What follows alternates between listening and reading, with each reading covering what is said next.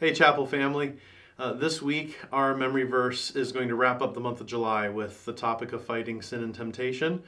And our memory verse for this week is in 2 Chronicles 16:9. Bit of an interesting reference for a passage on fighting sin and temptation. Typically, we don't think of Samuel or Kings or Chronicles as having much other than history, but there's a real lesson for us to learn in 2 Chronicles 16:9. Listen as I read it from the ESV. 2 Chronicles 16:9 says, "For the eyes of the Lord run to and fro throughout the whole earth, to give strong support to those whose heart is blameless toward him. You have done foolishly in this, for from now on you will have wars."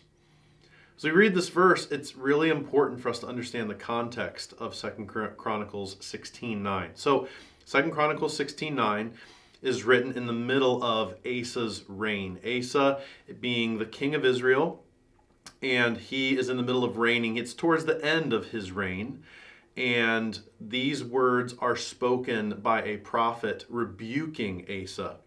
And we know of several bad kings that served as kings over Israel, but Asa's not one of them. Asa is one of the good guys. If we were to flip back to 2 Chronicles 14, we read these words in 2 Chronicles 14, 2 through 4.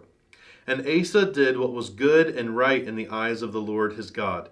He took away the foreign altars and the high places, and broke down the pillars, and cut down the Asherim, and commanded Judah to seek the Lord, the God of their fathers, and to keep the law and the commandments."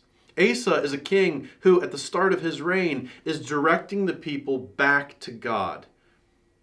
It's a good guy. So why in the world would we be reading at the end of 2 Chronicles 16:9, "You have done foolishly in this, for from now on you will have wars"? Well, all of us know not just the importance of starting something well, but finishing it well. Of not just starting doing something, but persisting and persevering in doing that thing well. And Asa is a wonderful example of somebody who started out well and then towards the end of his life dipped. And that's what we have for us in 2 Chronicles 16. In 2 Chronicles 16, if we look at the verses leading up to verse 9, 2 Chronicles 16 verse 7 says, "At that time, Hanani, the seer, the prophet, the man from God, came to Asa, king of Judah, and said to him, 'Because you relied on the king of Syria and did not rely on the Lord your God, the army of the king of Syria has escaped you.'" Well, at the beginning of chapter 16, there is a conflict going on, and Asa does what he thinks is right. He decides to make a strategic move. He decides to make an alliance, something that God has, up to this point, forbidden and still forbids the people of Israel to do. He makes that alliance. He's relying on that military alliance to try to help him defeat this army that is about to attack him. And here Hanani indicts him and says, "Because you relied on the king of Syria and did not rely on the Lord your God, the army of the king of Syria has escaped you." But he goes on in verse 8, "Were not the Ethiopians and the Libyans a huge army with very many chariots and horsemen? Yet, because you relied on the Lord, he gave them into your hand."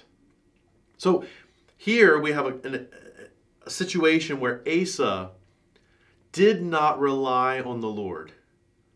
And we could ask ourselves the question, why should you and I rely on the Lord when it comes to fighting sin and temptation? And 2 Chronicles 16:9 answers that question for us. "For the eyes of the Lord run to and fro." In other words, God is not caught off guard. He's not so focused on what's taking place to the west that he's surprised by something coming from the east.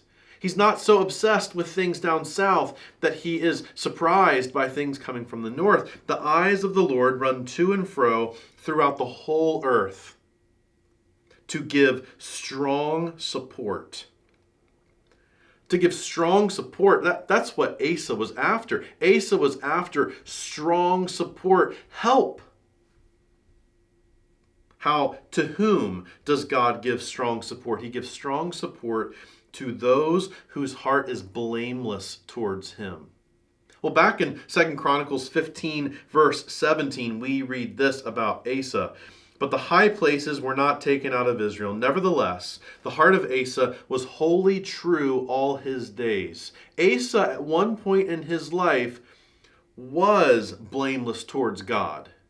But in this instance, he did not rely on the Lord his God. He chose to rely on himself. He relied on others. He relied on conventional wisdom. Brothers and sisters in Christ, how often do we do that exact same thing when it comes to fighting sin and temptation?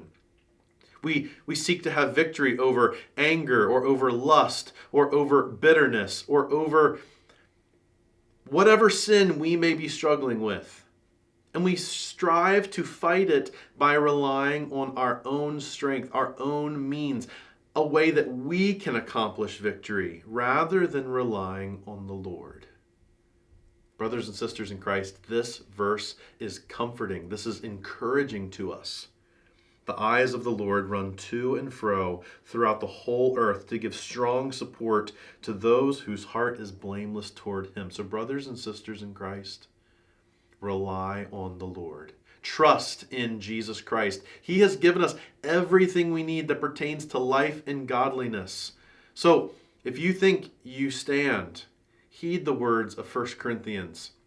Let he who thinks he stands take heed lest he fall.